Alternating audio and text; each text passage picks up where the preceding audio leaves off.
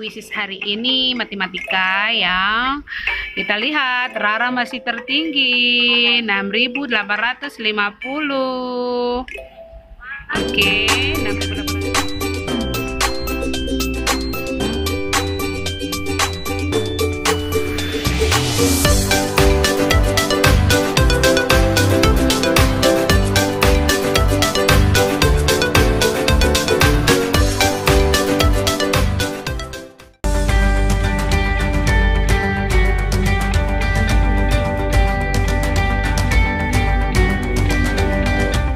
Selamat pagi sahabat sekolah dasar, perkenalkan saya Aryati Dano dari Direktorat Jenderal Pendidikan Anak Usia Dini, Pendidikan Dasar dan Pendidikan Menengah, Kementerian Pendidikan dan Kebudayaan. Senang sekali pada pagi hari ini kita bisa berjumpa bersama sahabat-sahabat Direktorat Sekolah Dasar di seluruh Indonesia dimanapun berada dalam salah satu program Direktorat Sekolah Dasar, yaitu Ngopi Bareng, Ngobrol Pintar bersama sahabat-sahabat Direktorat Sekolah Dasar. Sahabat Direktorat Sekolah Dasar, pada pagi hari ini kita kedatangan narasumber yang luar biasa, inovatif, muda, dan beliau adalah sebagai Kepala Dinas. Beliau adalah Haji Ansyar Sutiadi, Sarjana Sosial, Kepala Dinas Kota Palu, Provinsi Sulawesi Tengah. Assalamualaikum warahmatullahi wabarakatuh. Apa kabar? Ya, assalamualaikum warahmatullahi wabarakatuh.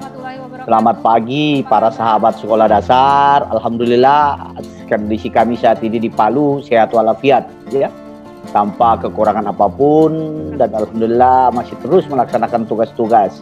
Baik, alhamdulillah pada pagi hari ini kita bisa berjumpa dengan Bapak walaupun secara virtual, berbincang-bincang terkait dengan khususnya pemanfaatan bantuan TIK yang ada di Kota Palu, Sulawesi Tengah.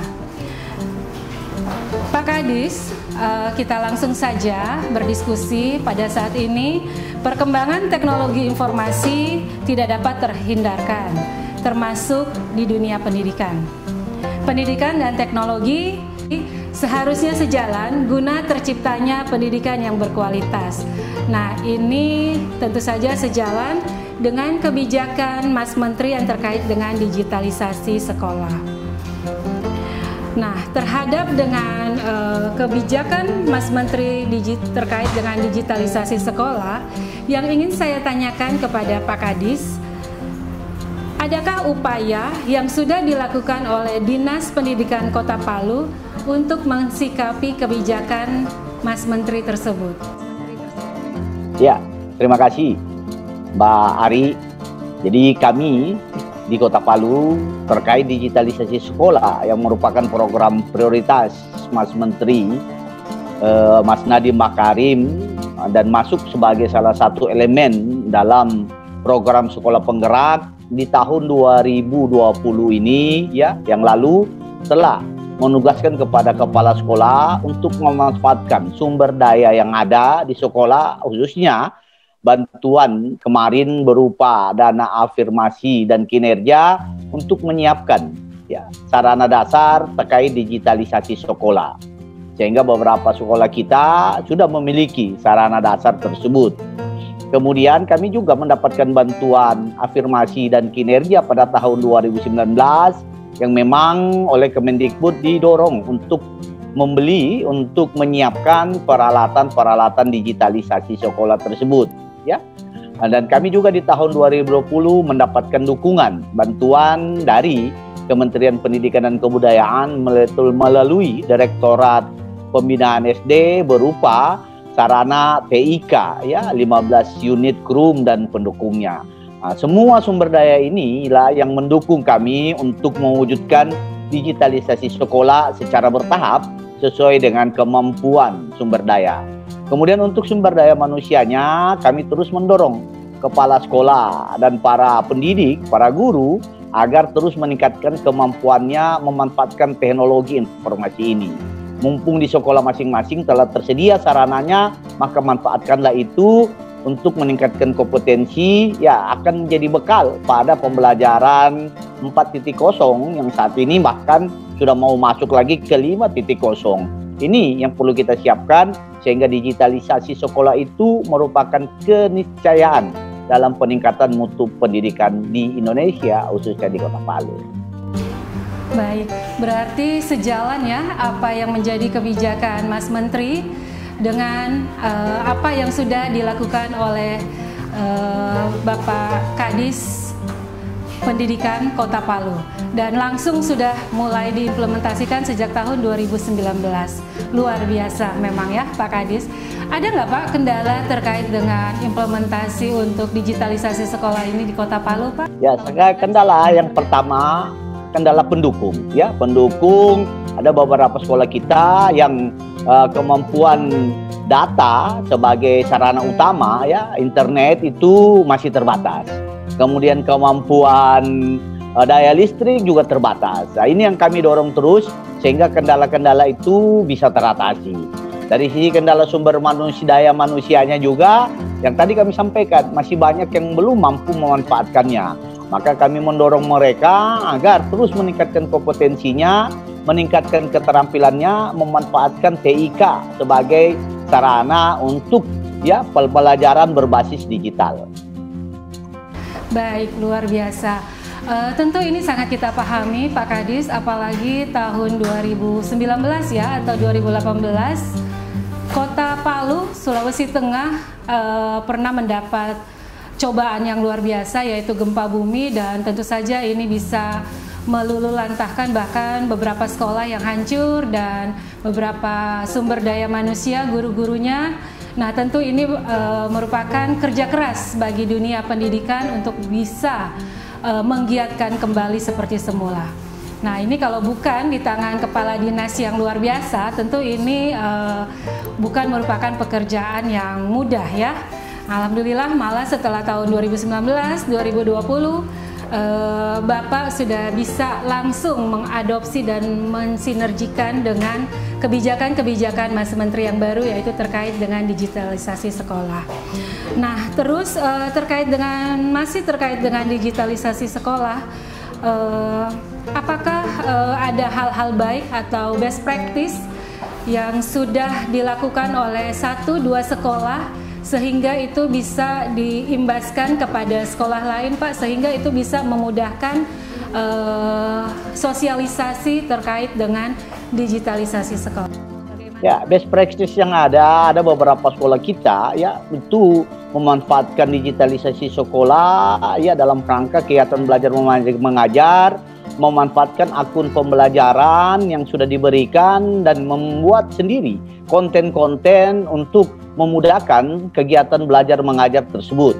Nah, ini betul-betul kami sangat bangga dengan kemampuan para pendidik kita memanfaatkan ini dan kami mengharapkan kepada sekolah lainnya yang masih belum mampu, yang masih memiliki keterbatasan untuk ya belajar ya sebaya dengan teman-temannya, tutor sebaya untuk memanfaatkan digitalisasi tersebut, inovasi yang sudah dilakukan oleh sekolah-sekolah yang kami sebutkan tadi ya, memanfaatkan akun belajar, membuat sendiri media belajarnya ya dan menyederhanakan kurikulum berbasis digital.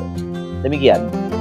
Iya, setuju Pak Kadis bahwa dengan adanya digitalisasi sekolah tentu ini mempermudah siswa kita untuk proses belajar mengajar melalui daring. Terutama pada saat pandemi saat ini tentu saja ini sangat bermanfaat sekali. Saya setuju Pak.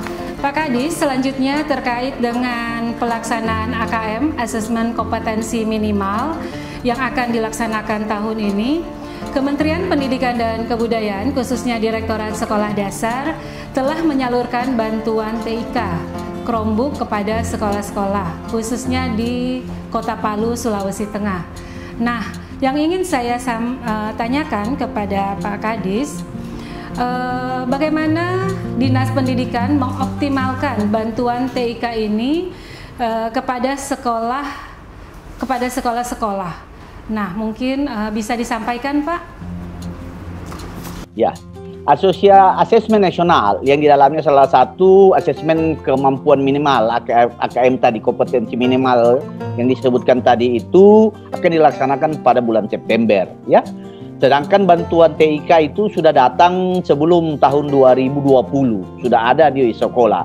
Maka langkah pertama yang kami lakukan adalah memastikan bahwa semua sarana TIK itu bisa dimanfaatkan, ya, bisa digunakan, bisa difungsikan untuk mendukung ya kegiatan-kegiatan KBM dulu ya. Kenapa? Karena asesmen masih lama.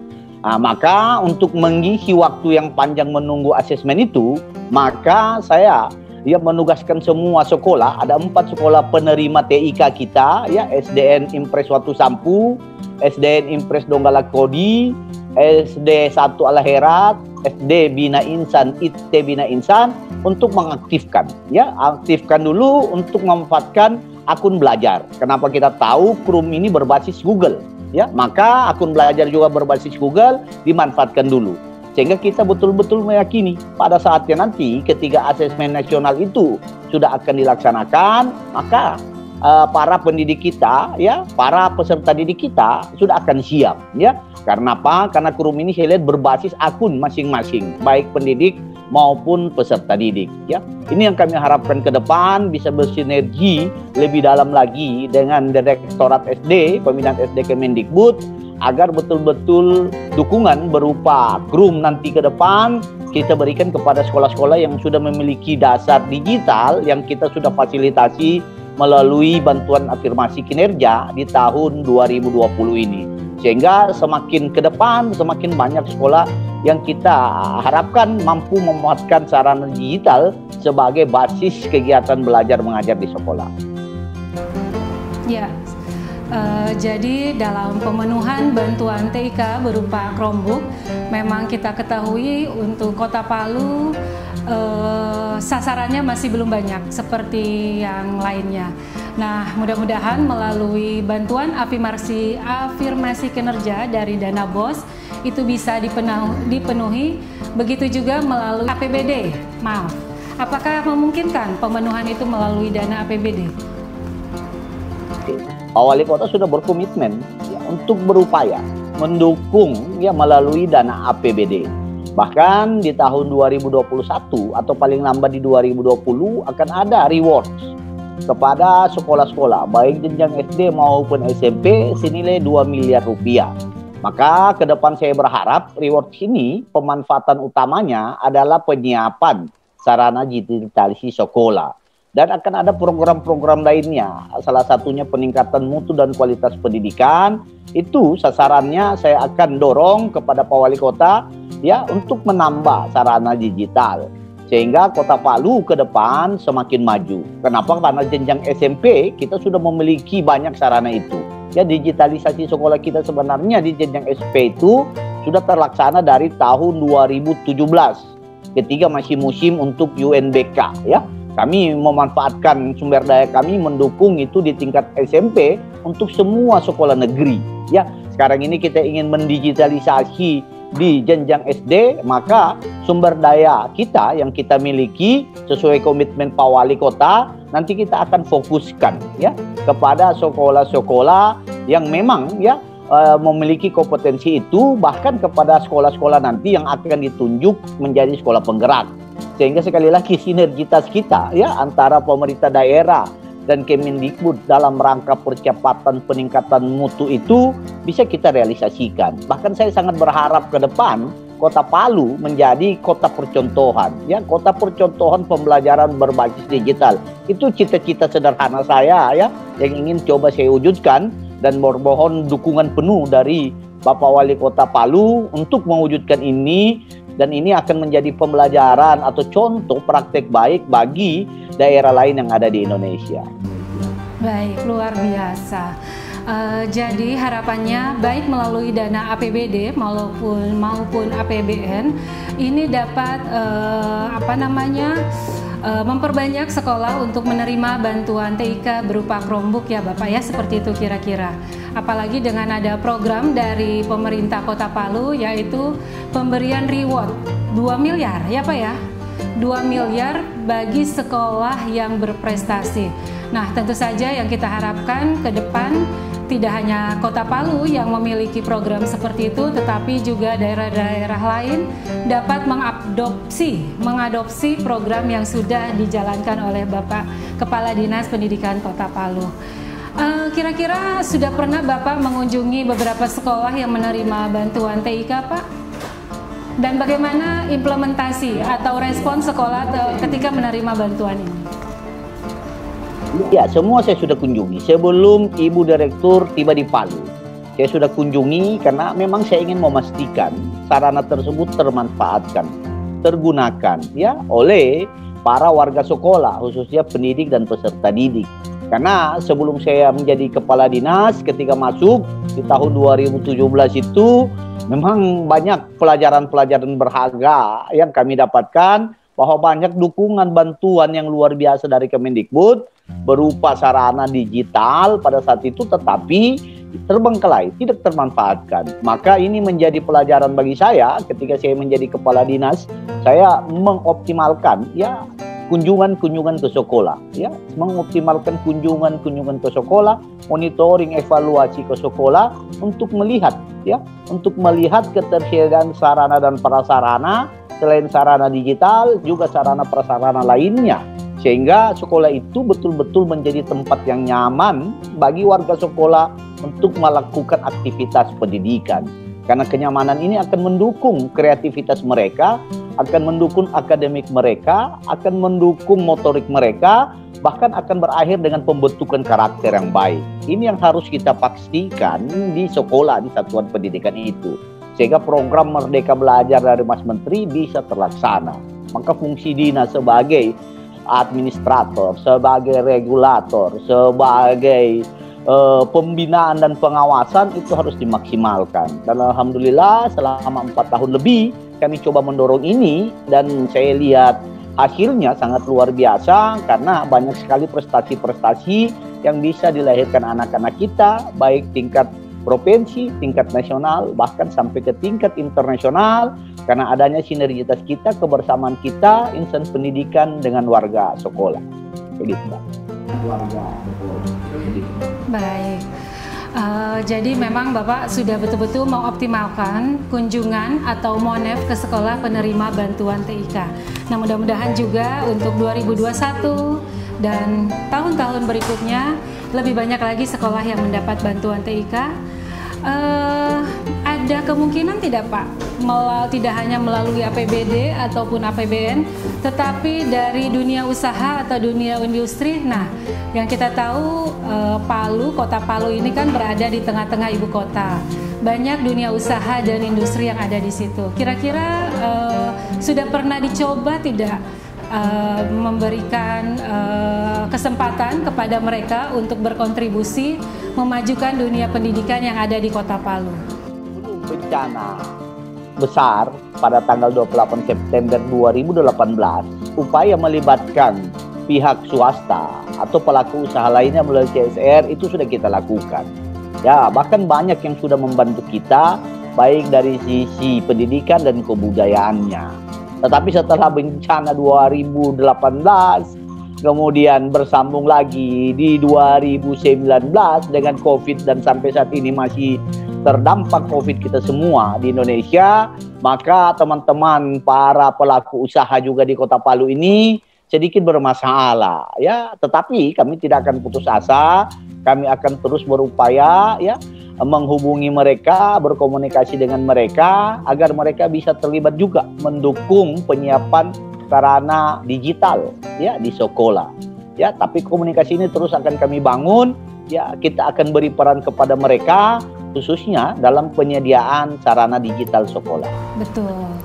Ya, betul sekali Pak, apalagi sekarang ya dengan adanya kondisi pandemi tentu lebih membatasi gerak daripada dunia usaha dan industri untuk lebih berkontribusi terhadap pendidikan. Tetapi kita jangan pesimis bahwa di balik kesulitan pasti ada kemudahan. Seperti itu kira-kira. Selanjutnya Pak, saya pernah mendengar juga informasi bahwa Kota Palu, Dinas Pendidikan Kota Palu memiliki suatu program inovasi terkait dengan digitalisasi sekolah, yaitu digitalisasi classroom. Nah, ini seperti apa, Pak? Bisa Bapak memberikan gambaran atau informasi terkait dengan digitalisasi classroom yang sudah Bapak lakukan di Kota Palu? Ya, digitalisasi sekolah sebenarnya hal yang ideal. Ya, kita ingin semua ya sekolah itu berbasis digital. Tetapi dengan keterbatasan-keterbatasan baik dari sisi sumber daya anggaran maupun sumber daya manusia, maka kami fokuskan dulu digitalnya di jenjang SD ini berbasis kelas. Sehingga kita berharap ya ada kelas-kelas yang bisa berfungsi sebagai lab-lab digital ya. Semua peserta didik nantinya akan bisa merasakan bagaimana pembelajaran berbasis digital itu. Walaupun nanti dilakukan secara bersih, bergantian. Kenapa? Karena masih terbatas. Nah, ada sekolah yang memang memiliki ruang kelas berlebih, maka kita siapkan mereka dengan laboratorium ya, sehingga setiap saat bisa dimanfaatkan baik oleh pendidik maupun peserta didik. Ada sekolah kita yang kekurangan classroom, maka ya kita siapkan di kelas-kelas yang kita anggap ya bisa dimanfaatkan untuk classroom tersebut. Maka kelas-kelas itu kita persyaratkan. Yang pertama harus memiliki pendingin ruangan, sehingga menjadi nyaman ketika anak-anak masuk ke dalam. Ya, untuk keamanannya kita buat sekat-sekat dari besi-besi, sehingga betul-betul bisa terjamin keamanannya. Demikian juga kita buat horden, kita buat pelapis lantai, ya, sehingga kelas itu betul-betul nyaman, berfungsi sebagai kelas digital, seperti di kelas-kelas digital modern, seperti di kelas-kelas digital internasional. Ini upaya yang coba kami lakukan dengan segala macam keterbatasan. Alhamdulillah di beberapa sekolah di Kota Palu itu sudah terlaksana. Maka sekali lagi saya ingin betul bersinergi dengan Direktorat SD untuk mewujudkan kelas-kelas room, bahkan sekolah-sekolah berbasis digital. Ya, kenapa? Ya, kita sudah dengar komitmen Pak Wali Kota tadi, kita sudah dengar komitmen Ibu Direktur, bahkan komitmen Bapak Mas Menteri untuk mewujudkan digital ini. Ya, maka upaya itulah yang harus kita fokus dan kita bisa mengukur ketercapaiannya. Itu yang saya sampaikan. Saya punya cita-cita sederhana, menginginkan Kota Palu ini bisa menjadi kota percontohan dalam digitalisasi sekolah. Ya, Insya Allah dengan segala kemudahan dari Yang Maha Kuasa dan dukungan dari semua stakeholder, khususnya pemerintah daerah dan Kemendikbud, ya kita coba melaksanakan ini secara bertahap. Dan kalau ini terwujud, ini sangat luar biasa. Ya, kenapa? Karena di sekolah-sekolah negeri kita ingin mewujudkan fungsi pelayanan sosial, ya. Sedangkan di sekolah-sekolah swasta kita ingin mereka betul-betul mendorong, ya, peningkatan mutu mereka sehingga masyarakat memiliki pilihan-pilihan, ya. Untuk fungsi sosial ada di sekolah negeri, tapi sarananya tidak kalah dengan sekolah-sekolah swasta yang mungkin mau mendorong mereka dengan kecanggihannya, dengan kemampuannya menyediakan sarana itu. Jadi semua anak di Kota Palu ke depan kami berharap dapatkan akses layanan digital di sekolah. Siapapun dia, anak Kota Palu harus mendapatkan akses dan merasakan bagaimana belajar di luar digital dan akan menjadi bekal mereka untuk pendidikan di jenjang lebih tinggi yang sudah pasti, ya, sarana digital itu lebih tersedia dan dimanfaatkan untuk kegiatan belajar mengajar. Demikian, Mbak Ari. Baik, terima kasih luar biasa Pak Kadis terkait dengan paparan-paparan inovasi terkait dengan program digitalisasi sekolah yang sudah dilakukan oleh Bapak di Kota Palu. Saya berharap semoga ke depan Kota Palu itu bisa menjadi percontohan bagi daerah-daerah lain yang ada di Sulawesi Tengah, di mana ada pepatah mengatakan di mana ada keinginan pasti di situ ada jalan. Wah, luar biasa, dan saya yakin pasti Pak Kadis bisa melakukannya. Oke Pak Kadis, terakhir adakah yang ingin Pak Kadis sampaikan untuk sahabat sekolah dasar di seluruh Indonesia? Ya, kepada seluruh sahabat sekolah dasar di Indonesia, ya, mari terus kita melakukan kegiatan belajar mengajar walaupun masih saat ini kita di masa pandemi. Ya, kepada seluruh kepala sekolah dan tenaga pendidik, ya mari kita berupaya semaksimal mungkin untuk mewujudkan digitalisasi sekolah di satuan pendidikan masing-masing di daerah masing-masing. Karena ke depan digitalisasi sekolah ini merupakan keniscayaan, ya. Mau tidak mau kita akan masuk ke era digital, ya, yang perkembangannya sangat luar biasa cepat. Maka ya melalui kesempatan ini kita berharap sinergitas pemerintah daerah dengan Kemendikbud ya tetap kita jalankan secara fokus, ya kita tingkatkan sinergitas ini sehingga cita-cita Bapak Presiden Jokowi, Mas Menteri untuk mewujudkan digitalisasi sekolah di Indonesia dapat kita laksanakan secara bersama-sama. Ya. Oke, baik. Terima kasih Pak Kadis atas kesempatannya untuk bisa bersama-sama bertatap muka secara virtual dengan sahabat-sahabat Direktorat Sekolah Dasar melalui salah satu program Direktorat Sekolah Dasar, yaitu Ngopi Bareng, Ngobrol Pintar bersama sahabat-sahabat Direktorat Sekolah Dasar. Baik Pak Kadis, sebelum acara Ngopi Bareng ini kita akhiri, saya ingin mengajak Pak Kadis bersama dengan seluruh sahabat-sahabat sekolah dasar dimanapun berada, kita yel-yel. Masih ingat yel-yel Direktorat Sekolah Dasar? Sekolah Dasar cerdas berkarakter, yeay! Baik Pak Kadis, sekali lagi kami dari tim Ngopi Pintar Direktorat Sekolah Dasar mengucapkan terima kasih. Semoga ke depan Bapak lebih sukses lagi dalam memimpin dunia pendidikan di Kota Palu. Dan siapa tahu tidak hanya di Kota Palu, tetapi bisa merambah lebih besar lagi, menjadi ya lebih luas lagi. Ya Pak ya? Doa kita, harapan kita masih panjang perjalanan karir Bapak. Sekali lagi terima kasih. Wabillahi taufiq wal hidayah. Wassalamualaikum warahmatullahi wabarakatuh.